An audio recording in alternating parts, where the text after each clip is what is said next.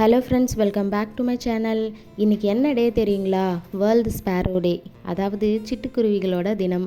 பெரும்பாலான மக்கள் தங்களோட வாழ்க்கையில் சில சமயங்களில் வீட்டுக்குருவிகளை பார்த்துருப்பாங்க.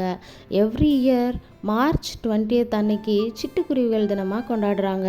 இந்த டேவோட பர்பஸ் என்ன அப்படின்னு கேட்டிங்கன்னா, நம்ம வீட்டில் வளர்க்குற குருவிகள் மற்றும் ஜென்ரலாக சிட்டிஸில் காமனான பிளேசஸில் இருக்கக்கூடிய குருவிகளோட அவல நிலையை குறித்து நம்ம சொசைட்டிக்கு ஒரு அவேர்னஸ் க்ரியேட் பண்ணணுன்றதுக்காக தான் இந்த டேவை அனுசரிப்பு நாளாக நியமிச்சிருக்காங்க.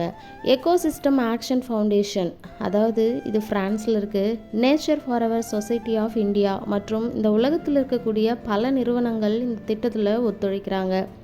இதனோட நிறுவனர் யார் அப்படின்னு கேட்டிங்கன்னா திலாவர். உலக சிட்டுக்குருவி தினத்தை இவர் தான் உருவாக்கியிருக்காரு. இது சிட்டுக்குருவிகளை காப்பாற்றுவதற்காக எடுக்கப்பட்ட ஒரு திட்டமாக இருக்குது. அதாவது இது 2010 தான் உலக சிட்டுக்குருவி தினமாக இது ஸ்டார்ட் பண்ணியிருக்காங்க. இதனோட விளைவாக 2011 உலக குருவி விருதுகள் தொடங்கப்பட்டதாம்.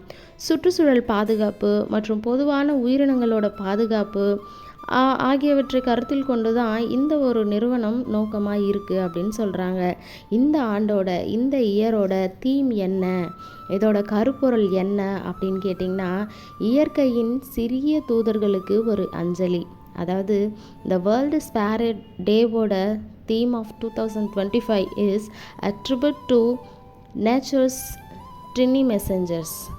ஸோ எதுக்காக நம்ம இதை நம்ம ஃபாலோ பண்ணணும் அப்படின்னா, ஒரு அவேர்னஸை சொசைட்டிக்கு க்ரியேட் பண்ணணுன்றதுக்காக தான். ஸோ நீங்களுமே உங்கள் வீட்டில் முடிஞ்ச அளவுக்கு சிட்டுக்குருவிகளை வாங்கி வளங்க.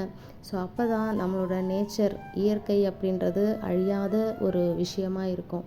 ஸோ இந்த விஷயம் உங்களுக்கு பிடிச்சிருந்தது அப்படின்னா மறக்காமல் நம்ம சேனலை சப்ஸ்கிரைப் பண்ணிவிட்டு கூடவே இருக்கக்கூடிய பெல் ஐக்கானையும் கிளிக் பண்ணிக்கோங்க.